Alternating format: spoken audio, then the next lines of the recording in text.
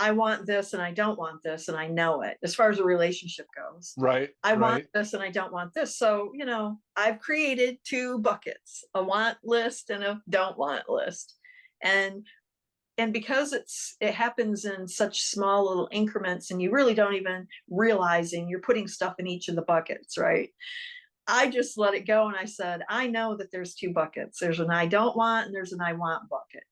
Just whatever happens to be in there in the I want bucket, deliver that, bring it on. The biggest part of that little experiment was getting out of the way. Like you can't be out looking for what you think is in the bucket or on the list. You can't be, because when you're looking at someone and you're comparing them to your list, then you're judging them, and whether or not they were right or not doesn't matter, because it's not it. That's not it. Yeah. So I totally sidestepped the whole thing. Like, here you go. Here's my bucket. I'm turning it And over. turning it over. Oh my God. I was Yep. just thinking about this. What a lovely segue. When we get out of the way, the universe just takes over.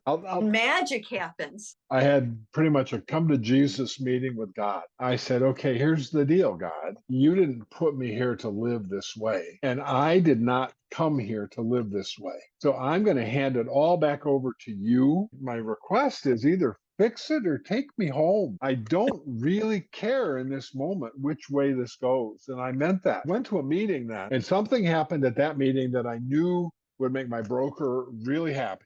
So as I was pulling out of the meeting, I called my broker. He said, this is so weird. I was just going to call you. Can you meet me for a drink this afternoon? Turns out that day he had finalized the buyout with his last partner, and he was the sole owner of the real estate company now. So over a drink, I was essentially in the position of chief operating officer. As I left and got in my car, I looked up and I thought, wow, you're really good.